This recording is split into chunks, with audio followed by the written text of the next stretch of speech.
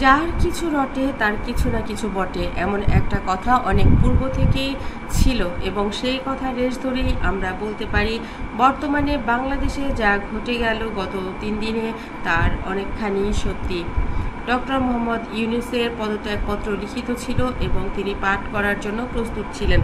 মাত্র আধা ঘন্টা আগে রুদ্ধদ্বার বৈঠক হয় এবং সেই বৈঠকে বাংলাদেশকে যারা পছন্দ করেন, যারা ভালোবাসেন, যারা ডক্টর ইউনূসকে পছন্দ করেন তাদের অনেকেই এক হন এবং তারা এই ডক্টর মোহাম্মদ ইউনূসকে থামান এবং বলেন আপনি এই মুহূর্তে পদত্যাগ করে দেশের জনগণকে বিপদে ফেলবেন না।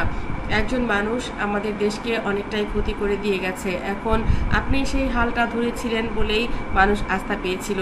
এখন আপনি যদি দুষ্টু ছেলেপেলের জন্য আপনি যদি চলে যান তাদের উপর অভিমান করে রাগ করে, সেটা কি আপনাকে মানায়? আপনি তো একজন সবচাইতে বুদ্ধিমান মানুষ।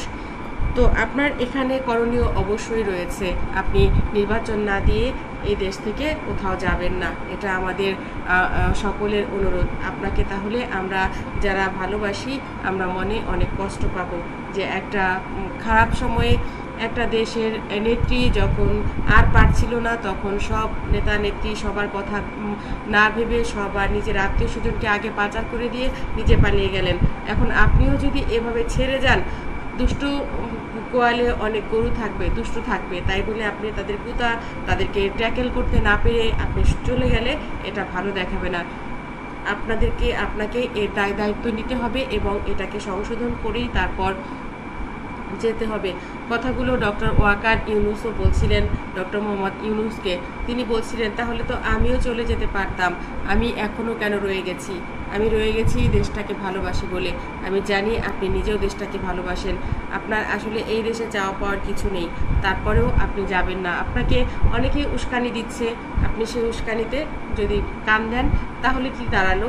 আপনি মানুষের ভালোবাসা চান না, আপনি বিদেশে থাকতে চান, আপনি হয়তোবা সেখানে অনেক আরামে থাকবেন, শান্তিতে থাকবেন, আপনার পরিবারের সঙ্গে থাকতে পারবেন, কিন্তু এই যে মানুষগুলো ভরসা করেছে, আপনাকে বিশ্বাস করেছে, তাদেরকে আপনি কার কাছে ফেলে যাচ্ছেন? এরকমভাবে যাওয়াকে আসলে কি বলে? এই দেশটাকে আসলে আমরা জন্মেছি, এই দেশের প্রতি আমাদের সকলেরই ঋণ আছে। আমরা চাইলেই আমরা শত অন্যায় করব, আমাদের দেশের আইন আছে, আইনের কাছে নিজেকে সুপর্দ করব, কিন্তু আমরা পালাবো না, এটাই তো হওয়া উচিত। তাহলে আপনি আমাদেরকে ছেড়ে আমরা যদি অন্যায় করি আমাদেরকে সাজা দেন, আমাদেরকে বলেন দু কথা, কিন্তু আপনি নীরবে থেকে, ভদ্র মানুষ আমরা জানি, কিন্তু নীরবতা সবসময় ভদ্রতা দেখিয়ে পালিয়ে যাওয়া উচিত নয়। প্রয়োজনে আপনি কি চান সেটা বলুন, আমরা আপনার হয়ে বলে দিচ্ছি। আপনি কি করতে বলেন বলুন, আদেশ করুন, আমরা করছি। বন্ধুরা, তারপর কিন্তু এই মানুষটি আসলে আর পদত্যাগের কথা ভাবেননি। তাহলে কি দাঁড়ালো? মানুষ বিরক্ত ত্যাক্ত করে একটা মানুষকে আসলে পালিয়ে যাবার বা চলে যাবার পথ তৈরি করে দিয়েছে।